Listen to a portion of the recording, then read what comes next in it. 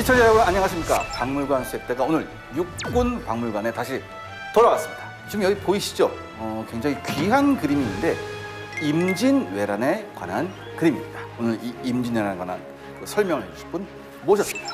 네, 안녕하십니까. 근데 오늘 저희가 오프닝에 좀 장갑도 미리 끼고 원래 제가 세레머니를 하는데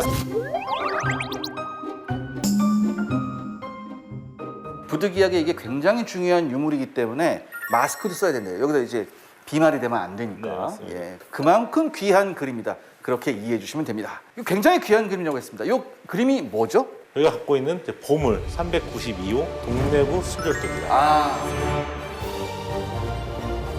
최초에 그려진 계기는 1709년도에 이런 일이 다시 일어나지 않게 그런 거 반성에 의해 제가 그림을 그렸습니다. 근데 네. 당시 보는 남아있지 않고 네. 1760년도에 그것을 모사한 부산에 있던 화원 변박이 모사한 그림입니다.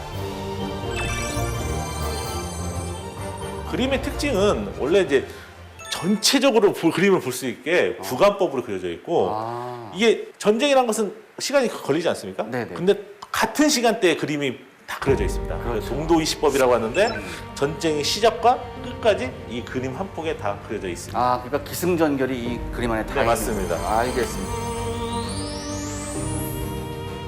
이거 사실 그 교과서에도 나와 있는 그림이고, 맞습니다. 그다음에 이제 여러 뭐 프로그램에도 많이 나왔던 그런 그림이죠. 요걸 제가 실제로 보는 건 처음인데 디테일한 부분을 좀 봐야 할 텐데요. 첫 번째로 이제 살펴볼 디테일이 있는데 여기 보니까 편말이 두 개가 있어요. 네네. 편말, 그러니까 근데 외구는 요 편말을 제대로 들고 있고 요 편말은 밖에서 던졌나 봐요. 이렇게 네. 거꾸로 돼 있거든요. 이게 무슨 뜻입니까? 그러니까 우선 당시 상황을 보면 이제 당시 왜군이 3만 명 정도가 동래부성을 공격을 합니다. 아, 예, 예. 그런데 이제 앞에 있었던 부산진 성에서 이제 분발 때문에 어느 정도 준비가 돼 있었습니다. 아, 그러니까 일본 왜군이 편지를 올리는 겁니다. 가, 아, 도. 길을 비켜달라. 길을 쳐라. 관리하는 길을 비켜달라. 그러니까 송상현 장군이 답장을 합니다. 가, 도, 나. 길을 열어주기 힘들다. 어렵다. 일본이 이 임진왜란을 일어났을 때 그 명분이 명을 공격하겠다. 그러니까 명을 치료하니 조선은 길을 비켜달라. 거기에서 나온 답변입니다. 죽기는 쉬워도 길을 비켜주기는 어렵다. 그러니까 요즘으로 치면 약간 수준 낮게 하면 이거거든요. 야, 길 비켜. 싫어, 야, 이런 거. 근데 결국에는 명분 싸움이기 때문에 네, 그 네. 명분을 보내고 거기에 대한 답장. 알겠습니다. 그러면서 전투가 바로 이 뒤에 이어진다 보시면 예, 되겠습니다. 그렇기 때문에 이제 성으로부터 이제 화살이 비처럼 쏟아지죠. 네네. 그래서 밑에 있는 왜군이 이 화살을 맞고 상당히 괴멸됐고 또 이 뒤쪽에는 이제 어깨에다가 이제 조총을 둘러매고 있는 그런 모습이 보이는데요. 3만 명의 병력이 우선 쌓는데 당연히 우리 주요 무기인 활로 먼저 공격을 합니다.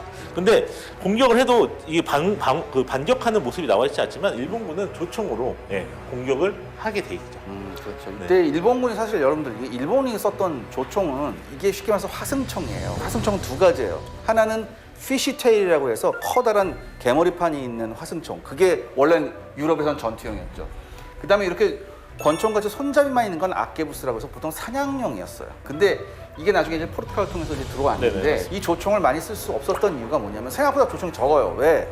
조총이 굉장히 비쌉니다. 보통 이게 창 들고 있는 요 일본군 병사 있죠? 이걸 보통 아시가루라고 하는데 아시가루 1년치 봉급이 총 한 자루 값이에요. 그렇기 때문에 조총이 생각보다 그렇게 많지는 않았었어요. 근데 대신 임진왜란 있기 전에 일본은 100년이 넘는 전란이 있었기 때문에 전쟁. 그렇기 때문에 조총병이 꽤 많이 모일 수 있었죠. 그래서 그걸 탈탈 털어서 여기 온 거였습니다. 조총의 가장 큰 공포 효과가 뭐냐면 소리예요. 꽉꽉꽉 소리 나면서 옆에 있는 동료가 쓰러지면 그때부터는 패닉에 빠집니다. 결정적인 건 전 활과 조총, 활은 조총에 비해서 연사 속도가 훨씬 빠릅니다. 이 조총을 한 발 쏘는데 1분 30초에서 2분이 걸렸어요. 그런데 연사 속도를 훨씬 뛰어넘는 파괴력이었죠. 조총은 뭐든 한 방에 죽일 수 있었거든요. 그렇기 때문에 굉장히 심리적인 충격 효과가 컸다. 전 그렇게 말씀드리고 싶습니다. 그럼 이렇게 전력 차이가 났음에도 불구하고 조선군의 주력 무기는 활이었다. 네, 제일 중요했던 활이 제일 중요했고 그 다음에 이제 제일 많이 나오는 창들이 우리의 주요 무기였습니다. 그럼 그 활 한번 보러 가실까요? 예, 저희 전시장으로 보러 예, 가시겠습니다. 한번 가시죠.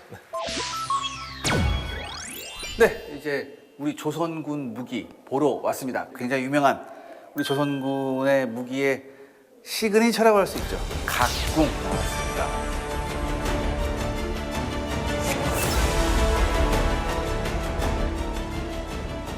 왜 각궁인가요? 이 각궁은 일반 우리가 이제 활 같은 경우는 나무로 만듭니다. 네. 그래서 뭐 목궁이라고 가장 많이 쓰는데 이건 복합궁입니다. 아, 복합궁. 그러니까 탈성을 높이기 위해 나무에다가 무쏘의 뿔, 중국에서 수입을 해다가 덧댄 복합궁을 만든 게 뿔 각자를 써서 각궁이라고 하고 있습니다. 그러니까 복합궁하고 합성궁하고는 어떻게 달라요?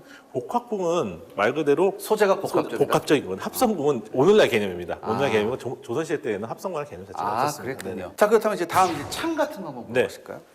그리고 이제 아까 말씀드린 것처럼 활이 주력 무기고 그 다음에 바로가 이제 창입니다. 아, 그래서 예. 창에도 여러 가지 종류가 있습니다. 그래서 이제 우리가 흔히 얘기하는 협도 그리고 이제 삼지창이라고도 하죠. 네. 당파가 있고 네. 그다음에 기를 꽂아서 쓰든지 아니면 땅에 받아 쓸 수 있는 그런 기창들이 있습니다. 이 협도는 사실 그 어느 동양 문화권에서는 서양 문화권에서는 어느 문화권에서는 네네네. 나오는 이런 창이죠.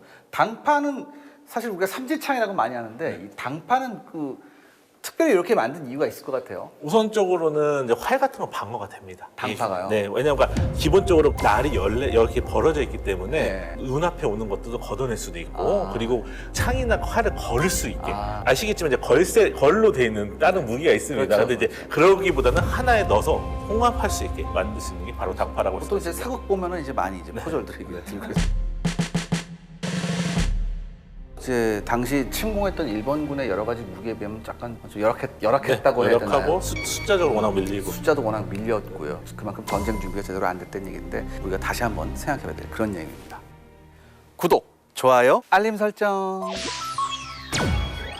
아무튼 이제 화를 보고 왔는데 아무튼 전력 차이가 많이 났었군요. 어쩔 네. 수 없는 거고. 자, 그럼 이 이후에부터 상황은 이제 이 중간 부분이 이후에부터 상황이죠. 네 맞습니다. 자, 제가 보기에는 근데 굉장히 특이한 점을 발견했습니다. 이제 일본 쉽게 말해서 일본 사무라이들이죠. 사무라이들이 이제 들어가게 되는데 칼을 든 사무라이들이 들어갔는데 대부분 양손에 들고 있습니다. 이도류인가요? 당시 일본군들이 많이 썼던 방법이 이두를 많이 찾는데 그러니까 좀 약간 과장된 쪽으로 실적으로 좀 더 대했다고 보실 수가 있고요. 네, 네. 그리고 이제 특이하게 이 전면에 싸우다가 갑자기 측면을 넘는 성은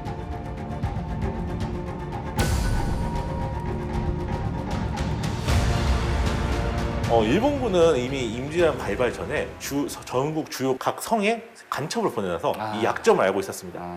이 동네성의 약점이 뭐냐?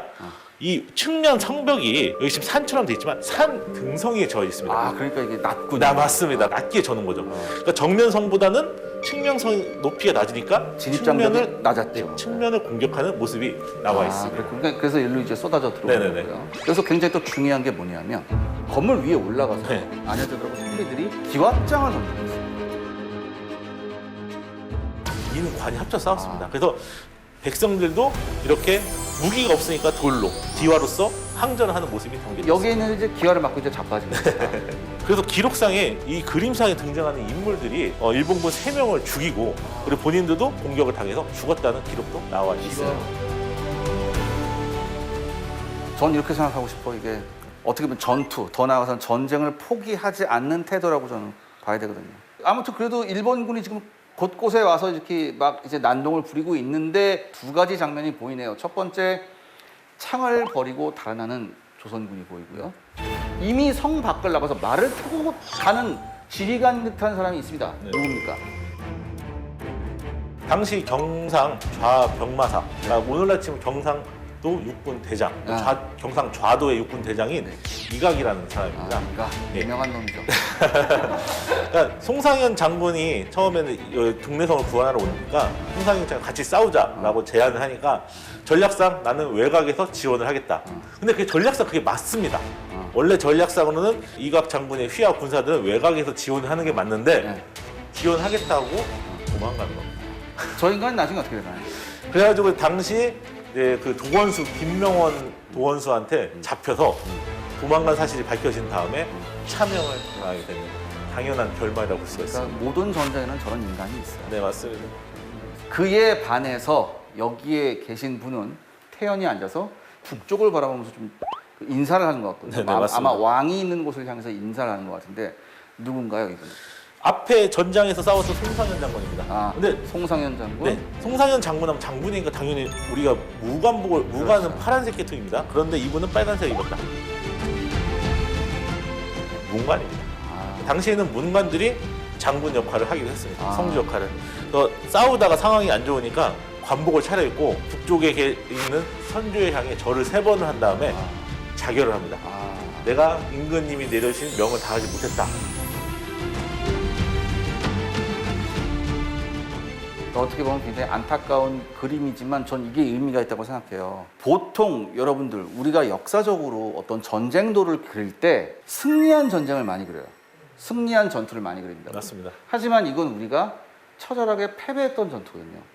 그럼 왜 이거를 그렸을까? 우리나라가 지금 이제 60년대 이후에 네. 민족 기록화라는 그 사업을 벌였습니다. 네네. 대부분 승리하는 전투를 기록으로 했었는데 아무튼 당시에는 특이하게 패배한 전쟁 그러면서 그걸 통해서 반성을 하자. 아. 거기에서 도망가는 사람에 대해서는 망신도 주고 충절을 지킨 사람한테는 칭송을 받을 수 있게